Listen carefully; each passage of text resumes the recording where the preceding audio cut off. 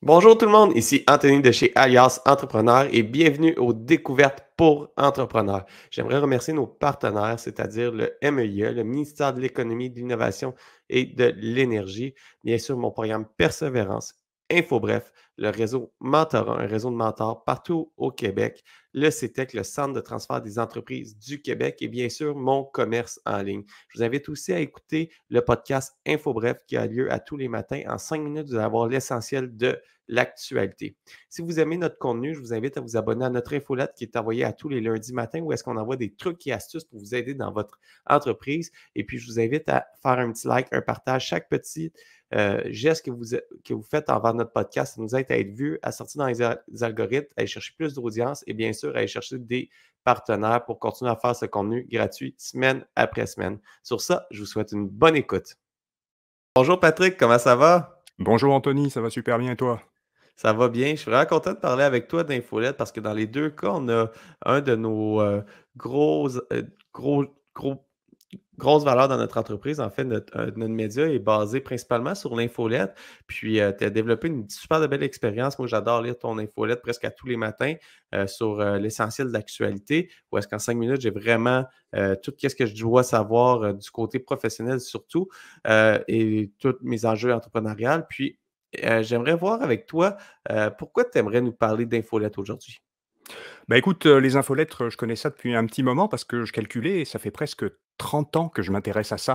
Avant l'internet, j'étais journaliste, je m'intéressais beaucoup aux technologies et il y avait des infolettres spécialisées dans ces secteurs-là, des infolettres payantes, auxquelles moi je pouvais pas m'abonner, mais que je connaissais. Et puis, comme je devenais entrepreneur, ben, je m'intéressais, j'essayais de regarder dans le monde des médias, qu'est-ce que je pouvais lancer comme produit? Je pouvais pas lancer une radio, je pouvais pas lancer une télé, je pouvais pas lancer même un journal ou un magazine.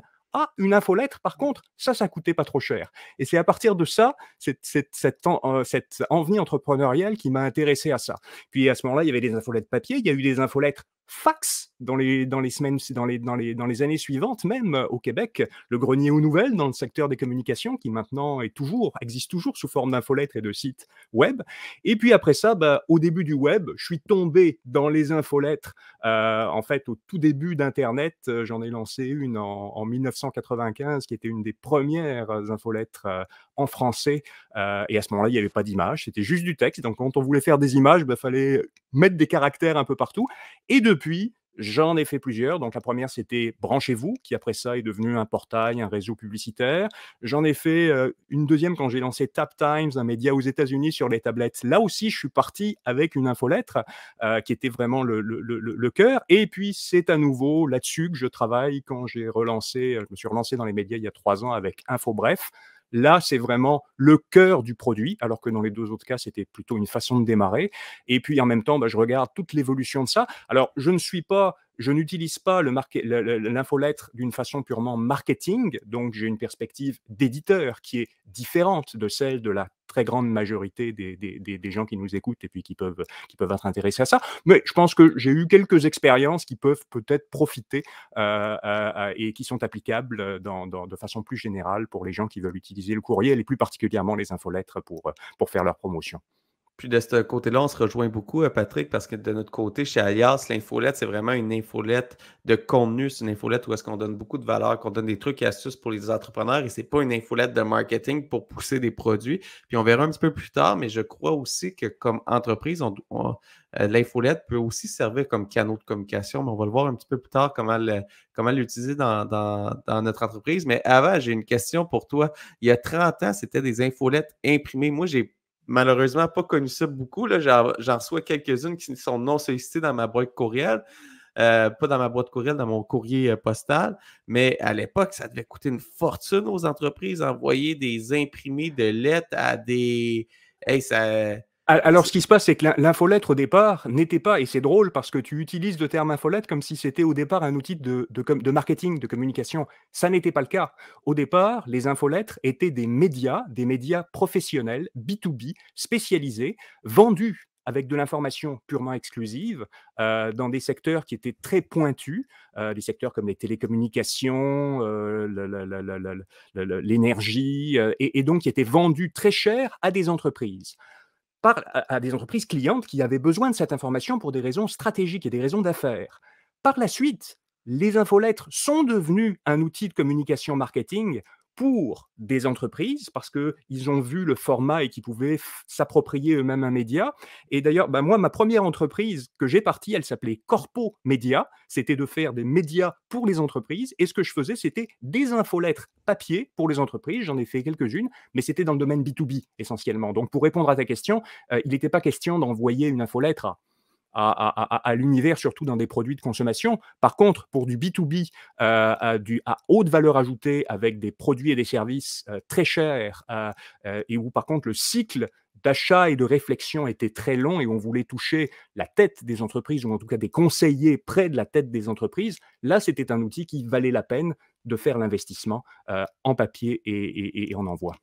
Alors, j'imagine qu'à ce moment-là, puis je regarde aujourd'hui dans les méthodes qu'on bâtit les infolettes, il fallait que le texte envoyé soit bien réfléchi puis qu'il y ait une grosse valeur ajoutée parce que sinon, ça allait tomber simplement comme une lettre non désirée, là.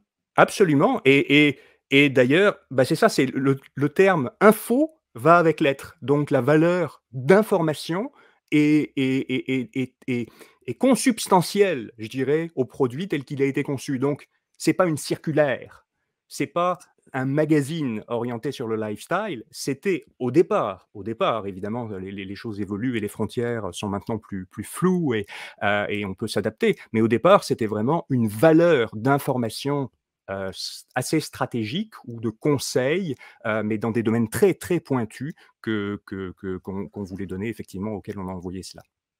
Je trouve ça vraiment pertinent. Puis là, si je me reviens en date d'aujourd'hui, on est en 2023 à l'heure où est-ce qu'on tourne le podcast. Est-ce que mon entreprise en 2023 devrait publier une infolette? Écoute, pas toutes, mais il y en a beaucoup, énormément, pour lesquelles ça fait du sens d'au moins le considérer et le regarder en détail. D'ailleurs, beaucoup d'entreprises le font déjà. Et puis je dirais qu'il y a eu une certaine résurgence de l'intérêt des infolettres, dans les dernières années. Alors pourquoi? Quels sont les avantages d'avoir une infolette? D'une part, il faut arriver à bien, quand on veut considérer ça, bien le positionner dans les différents outils, les différents canaux de communication qu'une entreprise, petite ou grande, peut avoir. C'est sûr que l'infolettre n'est pas tellement adaptée, si on regarde le paradigme ou le cadre d'analyse de l'entonnoir de conversion, est pas tellement adapté à la phase de découverte. Pourquoi? Parce que les gens ne tombent pas par hasard sur une infolettre. Ils n'y sont pas exposés. À peu près la seule façon dont ils y sont exposés, c'est si un de leurs amis ou un de leurs collègues a reçu quelque chose d'intéressant dans une infolettre et leur transmet, ou leur transmet un élément qu'il a vu dans l'infolettre, mais leur transmet directement l'infolettre. Ce qui arrive, hein, c'est quand même un élément viral, mais je dirais que le degré de viralité de l'infolettre est très très faible par rapport aux médias sociaux qui, au contraire, en ont fait leur atout principal. Par contre, l'infolettre est beaucoup plus utile dans la phase de considération, la phase suivante, c'est-à-dire que le consommateur ou l'usager est au courant de la marque ou de l'entreprise et veut en savoir plus, est intéressé par le sujet, est intéressé par le domaine. Et c'est aussi très utile dans la phase de conversion. Alors, selon le type de produit qu'on vend, mais évidemment, si on est en commerce électronique ou qu'on vend, surtout quand on vend, je dirais, une grande variété de produits et de services et qu'il y a régulièrement des nouveautés ou des changements dans ces produits et services. À ce moment-là, l'infolettre peut jouer un peu, à ce moment-là, un rôle de circulaire régulière, mélangée ou pas avec du contenu autre que le contenu purement commercial. Donc, c'est dans ces deux phases que ça joue le rôle le plus important. Après ça, en termes d'entreprise, de produits, ça dépend évidemment de ce que vous avez à vendre. C'est sûr que si votre produit ou votre service s'adresse à des entreprises, ou s'adresse ou correspond à un marché dans lequel il y a une importance d'avoir de l'information, parce que la phase de réflexion avant l'achat est assez longue, ou parce qu'il y a une complexité dans le produit. Ça, ce sont des facteurs qui militent en faveur de l'infolettre. Dans le secteur B2B, beaucoup d'entreprises ont des infolettres parce que c'est une façon naturelle pour eux de communiquer. Maintenant, il peut y avoir plein d'autres raisons. Évidemment, il y a beaucoup d'infolettes qui sont plus consommateurs. Bon, ça peut servir effectivement de circulaire. Il y a aussi le fait, en fait, parce que la grande force, les grandes forces des infolettes, c'est vraiment de pouvoir établir une relation directe avec un individu. Et puis, à ce moment-là, bah, cette relation, elle est à 2 niveaux. D'un côté, il y a un côté technique à ça, c'est que cette relation directe, bah, vous ne dépendez pas d'une plateforme. Vous avez une adresse de courriel, vous pouvez rejoindre directement ou le plus directement possible, des usagers. Alors en fait, c'est pas tout à fait aussi direct que ça parce que ces usagers-là, ils passent par des interfaces qui sont contrôlées par les plateformes, qu'il s'agisse de Gmail, Outlook, mais quand même. Il y a un moyen très, très direct qu'on peut aller rechercher ces clients-là. Puis il faut faire attention. On va voir un petit peu dans les technicalités tout à l'heure de l'infolette, là, voir quoi faire attention dans les envois. Mais j'aimerais revenir à tout à l'heure là, dans l'entonnoir de conversion. On est allé quand même, tu as très bien expliqué là, que l'infolette n'est pas vraiment faite pour découvrir l'entreprise. Alors, les gens, il faut que ce soit abonné à l'infolette. Le niveau de viralité, là, j'ai bien aimé qu'est-ce que tu as mentionné, Patrick. Oui, on peut se le partager une à deux personnes, mais c'est très rare qu'une infolette va devenir virale comme une vidéo TikTok, par exemple, là. Mais du côté découverte, qu'est-ce que j'aime beaucoup de l'infolette, puis qu'est-ce que ça m'a permis comme entrepreneur, c'est de faire découvrir d'autres produits ou d'autres services que l'abonné ou le client a, a consommé. Alors, par exemple, si je prends le cas de mon imprimerie, le client qui a acheté dans ma division d'étiquettes ne connaissait pas, peut-être pas que je faisais aussi des vêtements en sérigraphie puis en broderie, mais en cause de l'infolette, que j'apporte des explications, que j'apporte des différences sur le produit, bien, tranquillement, j'ai pu élargir, il a découvert toutes mes sphères de services, puis à un moment donné, il s'est mis à les considérer, puis à acheter mes services. Alors, l'aspect découverte, ça ne se fait pas nécessairement seulement sur l'entreprise. Il faut qu'il y ait découvert l'entreprise, il faut que ce soit abonné, il faut qu'il y ait eu une transaction.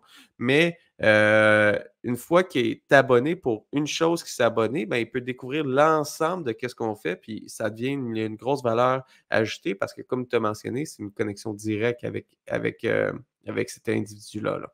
Bah, effectivement, ça permet de faire découvrir quand on a une entreprise qui a une grande variété de produits et de services, bah, ça permet et puis quelqu'un peut avoir été intéressé à l'entreprise ou s'être abonné à partir d'un aspect, d'un type de produit, d'un vertical, d'une préoccupation, mais à partir de là, effectivement, ça permet d'élargir progressivement, sans l'écraser forcément de la même façon qu'une page d'accueil ou une liste de produits, parce qu'il ne va pas aller découvrir tout ça, mais au fur et à mesure, graduellement, en testant, en sélectionnant d'une façon, avec de la curation dans ce qu'on lui présente et dans ce qu'on lui propose, effectivement, de lui faire découvrir plein d'autres offres de produits et services pour la même organisation. On a vu plusieurs forces de l'infolette. Maintenant, pourrais-tu me parler un petit peu des faiblesses et des enjeux de cette infolette-là qu'on met beaucoup de cœur et d'énergie à l'intérieur? Oui, bah, écoute, bah, une faiblesse, c'est qu'il faut, il y a on va en parler, il y a des contraintes un petit peu de format, quand même, c'est un format assez contraint. La technologie des infolettres est très, très vieille par rapport aux autres technologies numériques avec lesquelles, on est habitué de jouer. Et puis je dirais qu'il y a la contrainte importante, c'est une contrainte de temps. Alors je dirais, il y a un temps régulier à passer à produire, à créer le contenu, à s'assurer que bon, tu sais, que c'est bien fait, que c'est bien envoyé, que le contenu est de qualité. Mais il y a aussi une notion de temps de long terme parce que la viralité est faible, parce que la croissance n'est pas, il n'y a pas de hockey stick, il n'y a pas de croissance exponentielle dans les nombres d'abonnés enfin, de façon générale là, et donc ça prend du temps avant d'avoir un volume, qui permet de vraiment calculer des choses et puis de voir un retour sur investissement. Donc je dirais que ça c'est quand on a une vision de moyen et long terme, bah, ça aide beaucoup à voir on bâtit un actif un actif de communication et de marketing avec l'infolettre qu'on ne bâtit pas de la même façon. Ben, on l'a vu dans les dernières années avec les plateformes numériques où oui, on peut avoir beaucoup de gens qui suivent nos comptes.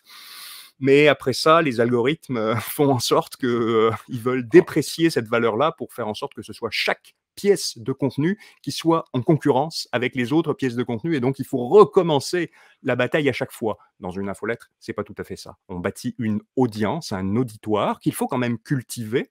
Donc, je dirais que dans les contraintes ou dans les enjeux, c'est pour faire une bonne infolette qui fonctionne bien, il y a quand même un investissement. L'investissement n'est pas tellement forcément en argent extérieur, mais en temps et en perspective de retour sur cet investissement. Puis, moi, je crois beaucoup que dans toutes les sphères où est-ce que c'est plus difficile de développer une audience, ben, pour ton concurrent qui va vouloir le développer après toi, ça va être aussi plus difficile de développer l'audience. Alors, ça vient mettre une barrière à l'entrée parce qu'il y a un aspect de temps que seul le temps peut faire. Puis maintenant, je suis convaincu. Je veux juste revenir parce que sur les avantages de l'infolette, parce qu'on est passé Oui. dans la relation directe, il y a un côté technique pour l'envoi et le fait que ce soit délivré, mais il y a aussi évidemment les données, la capacité de pouvoir sélectionner les gens auxquels on envoie telle chose, d'avoir leur adresse de courriel, de pouvoir leur demander d'autres informations à l'inscription ou après l'inscription, et après ça, de se bâtir une base de données, alors de gens qui ne sont pas forcément des clients, mais qui sont dans beaucoup de cas au moins des prospects, et de pouvoir éventuellement, et parce qu'évidemment on peut considérer, là on parle aujourd'hui d'infolettre spécifiquement, mais l'infolettre fait partie maintenant du marketing par courriel, et donc de pouvoir intégrer ça à l'intérieur d'autres éléments de communication qu'on fait, notamment en gérant ça avec un logiciel de gestion de relations clients de type CRM, et à ce moment-là on peut aller chercher une valeur encore additionnelle et qui peut même être liée après ça à des plateformes de commerce électronique. Donc ça, c'est évidemment une valeur. On a de l'information sur les abonnés de l'infolettre qu'on n'a jamais sur les followers, les suiveurs, les aimeurs, et les gens qui nous suivent et ce qu'on appelle la communauté qui existe mais qui est plus floue et avec laquelle la relation est moins directe. Puis, c'est un très bon point, la valeur des abonnés, puis savoir à qui que je peux parler. Personnaliser les infolettes aussi avec certains types d'achats, faire du cross-selling. Il y a vraiment beaucoup de choses qu'on est capable de faire. Puis maintenant, une fois que je suis convaincu, là, soit que j'ai une infolette et je veux revoir le contenu parce que je trouve que l'interaction n'est pas bonne. J'ai l'impression de juste envoyer de l'infopub et non une infolette. Et, vraiment, j'ai le goût ou j'ai tout simplement le goût de me lancer. C'est quoi le contenu que tu me suggérais comme entrepreneur pour mettre dans mon infolette pour me lancer dans ce type de produit Ça informationnel? dépend toujours évidemment beaucoup et du produit et de l'entreprise et des services, mais je dirais que la règle un conseil que je donnerais, c'est de voir ça. Voyez ça comme un média et voyez-le comme un produit, pas juste comme un outil de promotion, mais comme un produit. Si c'est un produit, il faut faire une promesse à la personne qui va s'abonner. Vous lui demandez son courriel, il y a un échange de valeurs. Elle vous donne une valeur avec son courriel, il faut que vous lui donniez quelque chose en face. Et je dirais cet échange de valeurs, il existe, on peut me dire, il existe aussi dans les médias sociaux, etc. Mais il n'est pas de même nature. Quelqu'un qui fait juste s'abonner à un canal, son engagement personnel envers le canal social est pas mal moins fort que s'il remplit un formulaire et il confie son adresse de courriel à quelqu'un, sachant aussi toutes les préoccupations qu'il y a par rapport à l'information personnelle. Et puis, donc, il faut lui donner une valeur. Donc, il faut établir la promesse. Qu'est-ce que c'est la promesse éditoriale, même si j'ai une promesse commerciale? La promesse commerciale peut être simplement, vous allez recevoir chaque semaine les meilleures offres que l'on a dans notre magasin. C'est d'une certaine façon une promesse éditoriale aussi. Mais il faut être bien clair sur quelle est la valeur qu'on va transmettre par l'infolettre. Une erreur, ou en tout cas quelque chose qu'on voit un peu trop souvent encore, c'est que les gens vont faire une infolettre en se disant bah, on va parler de ce que fait notre entreprise. Et donc, ben, on va parler de, bah tiens, là on a commandité telle chose, ben, on va le dire parce qu'on est content d'avoir commandité. Là on a lancé tel produit, on va le dire parce qu'on a quand même. Et donc ça va devenir un peu. Mais ça c'est pensé presque comme si c'était une infolettre interne.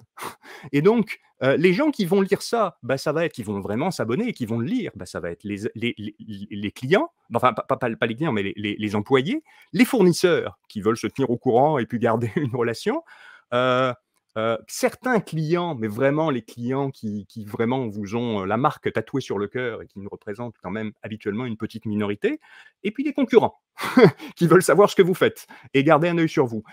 Donc il vaut mieux pas partir de votre marque, mais partir vraiment d'une promesse éditoriale. Quelle est la valeur que vous pouvez livrer? Alors ça peut être une valeur d'information pure, ça peut être une valeur, purement commerciale, une valeur de promotion et quand vous allez définir cette mission, ça va vous aider aussi à promouvoir l'infolettre. Parce que plein de fois, on arrive sur un site et puis là, la première chose qu'on voit, c'est un pop-up disant: «Ah ben, abonnez-vous à notre infolettre». Pourquoi est-ce que je m'abonnerais à ton infolettre? C'est quoi l'idée? À part si je suis un concurrent, à part si je suis tu sais, je vais pas m'abonner à je te découvre, je suis peut-être arrivé la première fois. Donc alors par contre, si on me dit, bah, après avoir, lu un contenu, abonnez-vous à votre infolette, vous allez voir d'autres articles de ce de du même type, où vous allez recevoir des promotions, vous allez, tu sais, être précis. Donc ça aide. Donc c'est vraiment le cadre général. Puis après ça, il y a une panoplie de et puis je vais finir ma réponse à ta question là-dessus. Il y a une panoplie, je dirais, comment dire? Le pourcentage de contenu que l'on met dans l'infolettre. Parce qu'en fait, quand on pensait infolettre il y a encore quelques années, l'image que les gens avaient en tête, c'est grosso modo une liste de liens. C'est-à-dire, des titres, une photo, peut-être une introduction et puis un lien.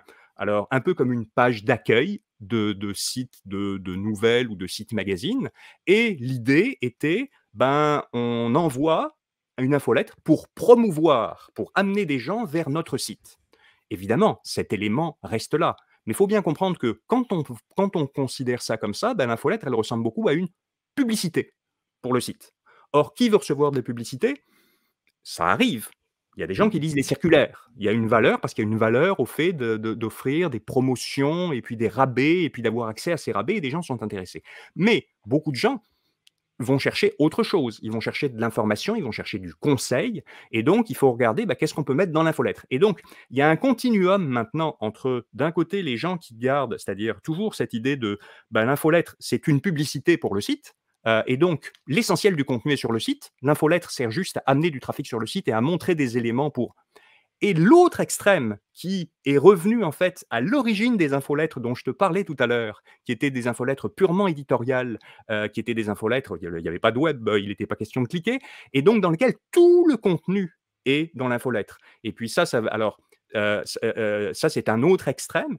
Nous, on est plus proche dans ce qu'on fait parce qu'on est éditeur, on est plus proche, de ça. C'est ce qu'on fait. 95 de notre contenu quotidien est dans l'infolettre et il est fait pour être consommé dans l'infolettre. On ne demande pas de cliquer sur quoi que ce soit.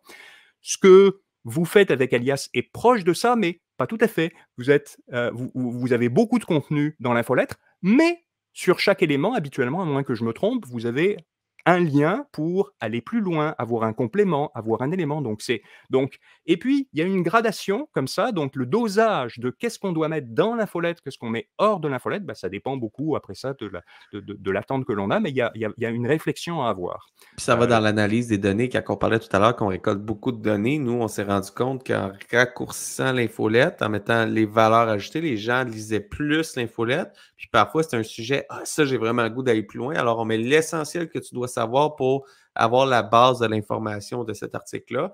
Mais quand que tu vas aller plus loin, oh, on a l'article complet de 1500, 2000 mots sur le site web d'ailleurs. C'est comme ça qu'on a réfléchi, mais on est vraiment allé avec le consommateur et non en se disant on va avoir des clics vers le site web. Parce que si on réfléchit vers ça, ben, on biaise l'information. L'infolette a moins de valeur, on a moins de clics égale plus de spam. Puis là, on tombe dans une boucle que après ça, il y a plein d'algorithmes l'algorithme est plus complexe qu'il y a juste moins de clics, plus de spam. Là. Mais on tombe dans une boucle. Oh, le contenu se consomme moins. Pourquoi?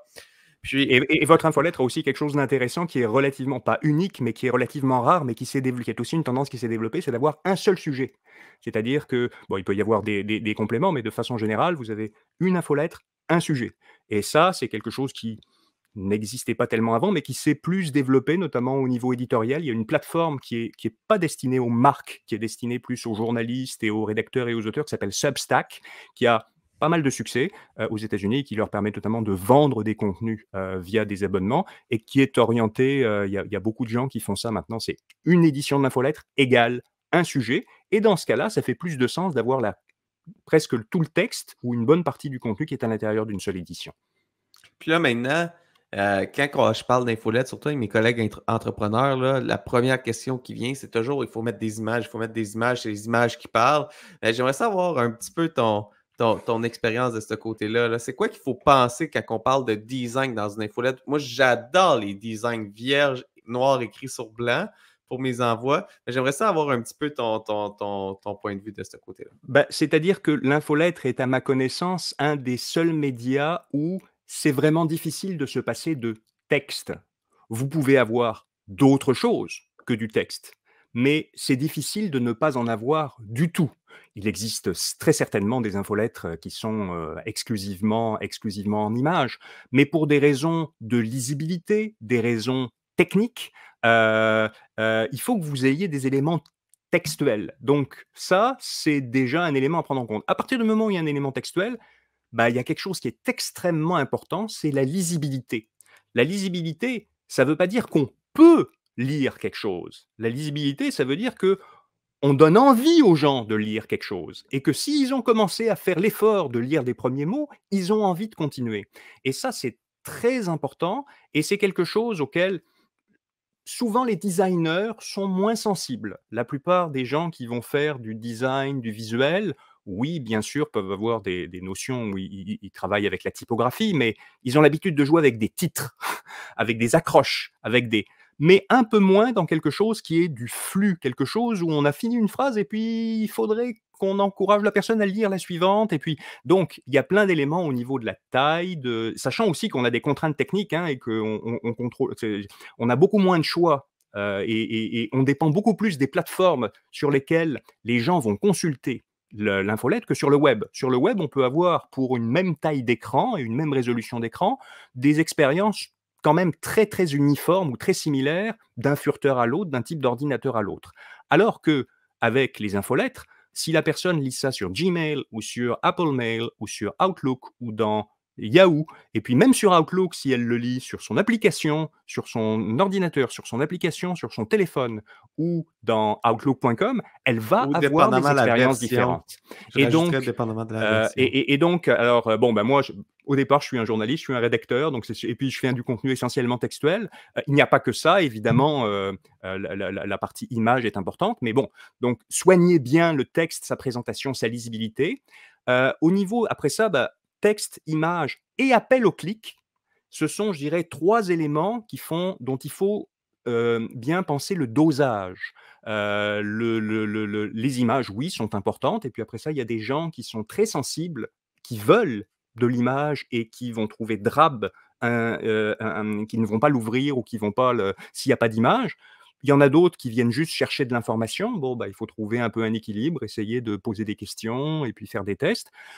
L'appel au clic, c'est important. Mais s'il vous plaît, faites en sorte que quand on ouvre votre infolettre, on ne voit pas en gros un gros bouton cliquez ici. Parce que les gens vont savoir. Il n'y a pas besoin. Bien sûr, il faut le mettre en valeur, mais il faut doser, il faut se mettre dans la peau et dans les yeux de la personne qui va vraiment consulter l'infolettre, la regarder, la défiler. On est dans une expérience qui est aussi plus prévisible, la lecture de l'infolettre. Quelqu'un qui arrive sur un site web, alors surtout sur ordinateur, bah, vous pouvez bien espérer qu'il va regarder ça, puis après ça, mais peut-être que son œil va aller là, peut-être que son œil va aller là, etc. Dans une infolettre, de façon générale, c'est très linéaire et en plus, c'est fini. Donc, il y a une bonne chance que des gens la défilent jusqu'au bout. Alors qu'une page web, surtout si elle est très longue, bon, bah, vous ne savez pas où est-ce qu'il va s'arrêter. Donc, vous pouvez prévoir un petit peu. Donc, c'est plus facile, d'une certaine façon, de se mettre à la place d'un usager de base. Et puis, bon, bah, est-ce que c'est vraiment lisible? Bon. Et puis, donc là, je ne sais plus où on était rendu, mais je dirais la chose que je recommande, c'est vraiment de tester. Tester sur plusieurs appareils, le plus possible, même si vous n'avez pas besoin de les acheter ou de les posséder. Il existe évidemment des simulateurs. Bien sûr, vous pouvez regarder des choses dans le service que vous utilisez, dans Google, dans Chrome, aussi dans des simulateurs tels que Litmus. Mais Au-delà de ça, je vous encourage vraiment à De regarder, à tester. envoyer des messages tests et à regarder sur votre téléphone, le téléphone de votre voisin, de vos employés, de vos collègues, dans des configurations différentes et pas juste les derniers modèles de téléphone et puis aussi des ordinateurs parce qu'il y a aussi des gens qui regardent ça sur ordinateur, puis aussi sur iPad parce qu'il y a aussi des gens qui regardent ça sur iPad et puis avec un peu de chance, vous n'aurez pas de problème. Si vous êtes resté relativement sobre et que vous avez suivi par exemple des gabarits qui sont offerts par des grands services de courriel, il y a des bonnes chances que, tu sais, il y ait pas d'erreur. Mais quand même, ça vaut la peine parce qu'on a beaucoup de surprises, heu, quand on ne le fait pas. Avec les formats. Puis je suis vraiment d'accord avec toi. Moi, j'ai instauré ça dans l'équipe. Là, c'est à chaque infolette, on envoie ça au moins à 4 personnes. On teste un correctif, on teste parce que des fois, on va y faire un correctif d'un mot, puis on va avoir brisé la forme, puis là, ça va avoir, à l'écran, ça apparaîtra presque pas. Puis quand on lit dans notre lecteur, hey, il y a quelque chose qui ne fonctionne pas bien. Alors, il faut tester un changement, je repars la loupe de test. Puis ça, je suis vraiment rigoureux là-dessus parce que dans le passé, on a fait des petites erreurs dans certains envois. Puis c'est plate quand tu envoies l'infolette à des dizaines de milliers de personnes. Puis il y a une erreur banale qui aurait pu être évitée, surtout quand on parle d'affichage. On va passer tout de suite à l'autre point que je trouve très pertinent. On a passé au travers du design, que c'est une question que je me pose souvent, mais il y a aussi la fréquence. Dans ton cas, c'est presque hebdomadaire. Moi, c'est presque à tous les semaines. Il y en a d'autres que c'est presque.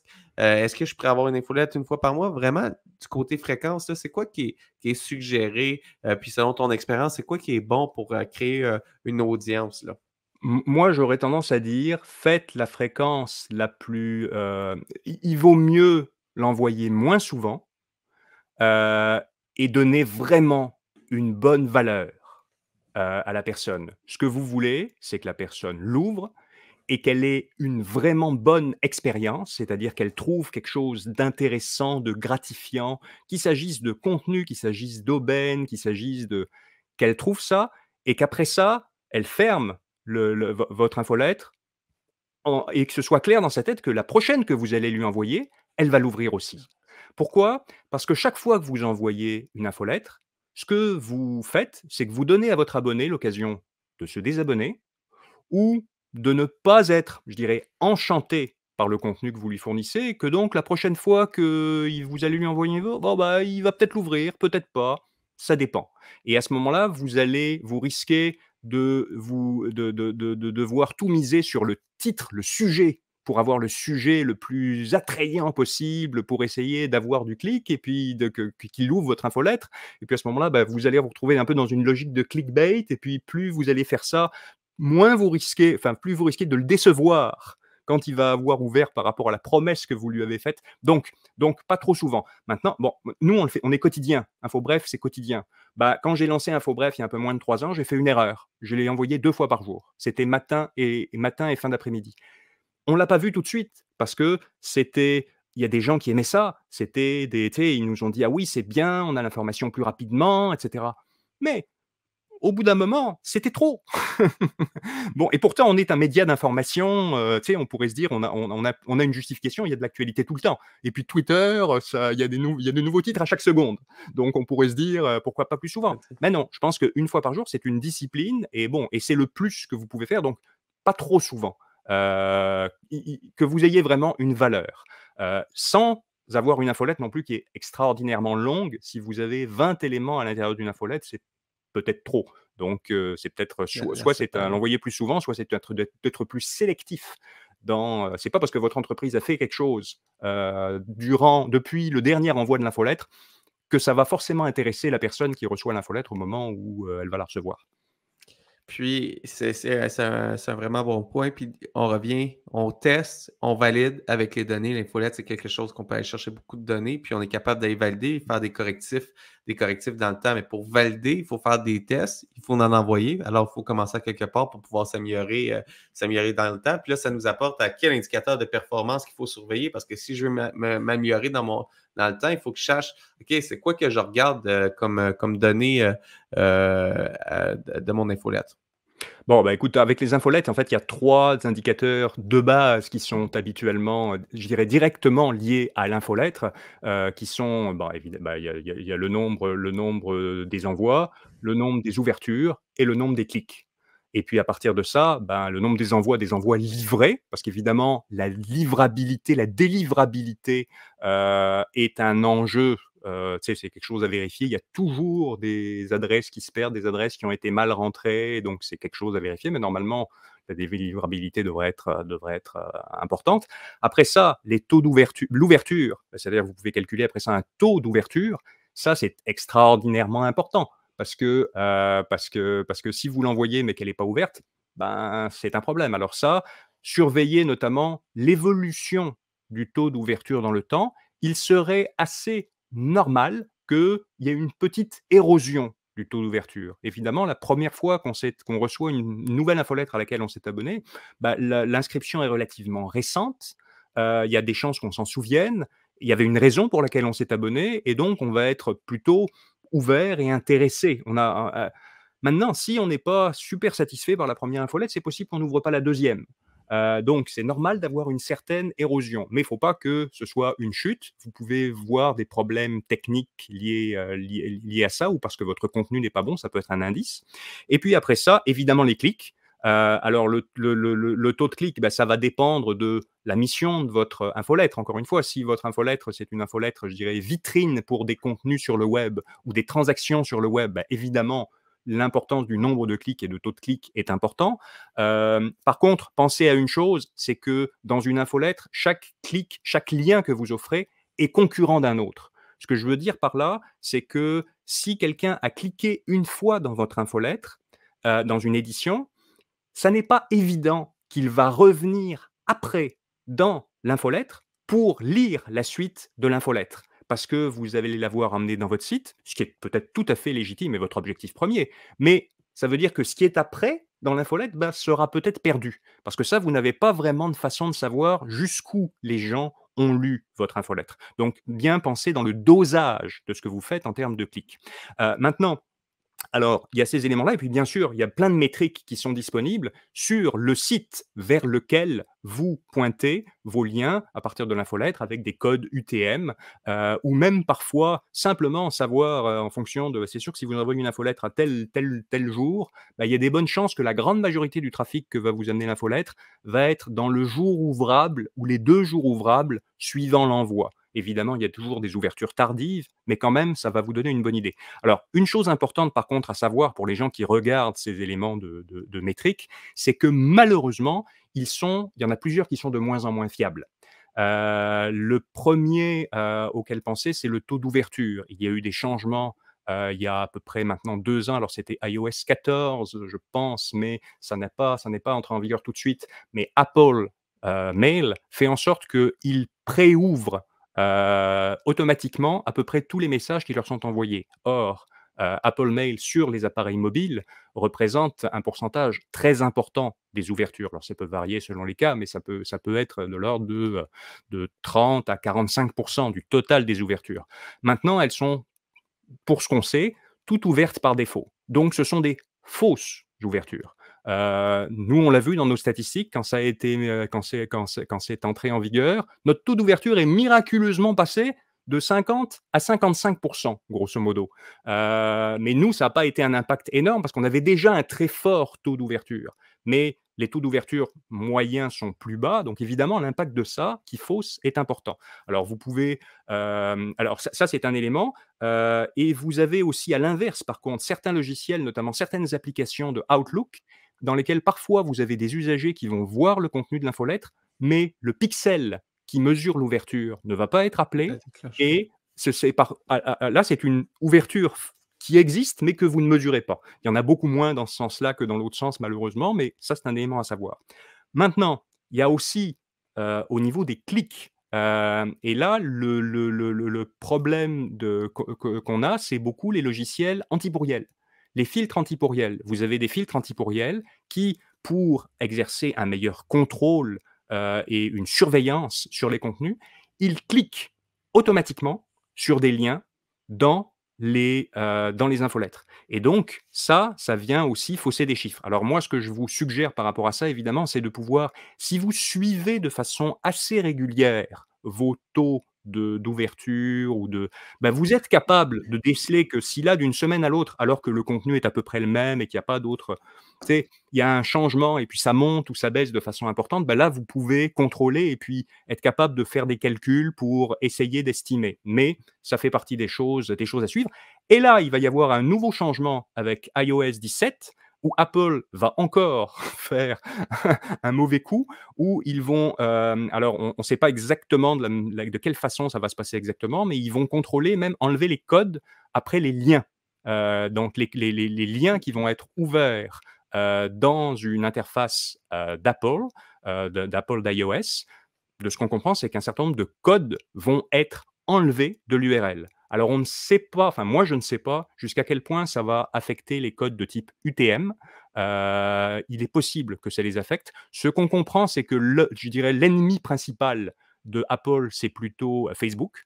Donc d'enlever certains codes de type code FB ou des codes qui sont liés à Facebook ou qui sont liés à Google, mais il risque d'y avoir une certaine perte de données de dans les tracking de données. de tracking. Cela dit, il va rester quand même un actif et une richesse dans les données qu'on va pouvoir aller chercher du courriel qui est quand même assez spécial dans ce Puis modèle. ça, plus qu'on grossit la base de données d'infolettes, plus que c'est pertinent. Mais quand on parle de se lancer pour les petites entreprises, souvent, ça a une moins grande importance que nous, qu'on est un média, puis c'est la base de nos données. Quand que je regarde dans mes entreprises plus opérantes, où est-ce que j'ai ma base de clients, que je veux leur partager l'information, que je veux leur partager les nouveautés, que je veux leur communiquer de l'information, mais toutes ces mesures-là, il faut les suivre, il faut suivre les taux d'ouverture, il faut comprendre la logique, mais ça a une moins grosse importance parce qu'au final, je partage quelque chose avec une valeur ajoutée, mais il faut faire attention pour ne pas tomber dans l'infopub qui sera peut-être plus ouverte, puis etc. Mais j'aimerais conclure avec quelque chose, une dernière question, Patrick. Dans ton cas, comme quand on a commencé Alias, puis Alias aujourd'hui, InfoBref n'est pas juste un support de promotion, c'est pas là pour vendre des produits, c'est pas là pour mettre un melting pot de coupons à rabais de produits qu'on envoie dans une infolette. C'est la base, c'est le produit même, c'est de l'information pure. Puis, est-ce que c'est suffisant, tu crois, une infolette pour bâtir une petite entreprise en 2023? Bah, écoute, oui, on le démontre et c'est, parce que jusqu'à présent et c'est un peu ce que je racontais au début, l'infolettre était vue peut-être comme une première étape ou, comme un complément, en fait, un élément. Mais aujourd'hui, il y a vraiment des business qui se sont bâtis dans le domaine des médias à partir des infolettres.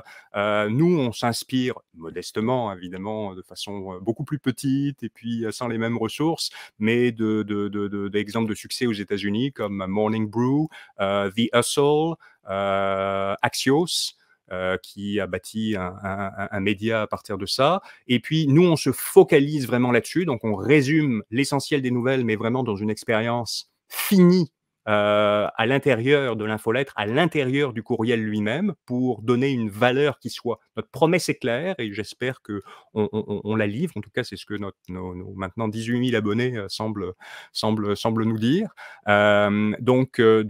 Oui. Puis après ça, bah, il peut y avoir différentes infolettres. On en a une différente le samedi qui est un peu plus classique. C'est plus une liste de liens vers des chroniques. Donc de ce point de vue-là, c'est un petit peu plus classique, mais c'est différent. Et puis, alors nous, on se développe aussi maintenant sur le balado qui est parfaitement complémentaire des infolettes parce qu'il y a beaucoup de points communs. Évidemment, c'est pas écrit, mais on peut utiliser une partie du même contenu. Et puis là aussi, il y a une relation directe qui est relativement indépendante des plateformes. On a des gens qui s'abonnent et puis on a une promesse éditoriale à faire.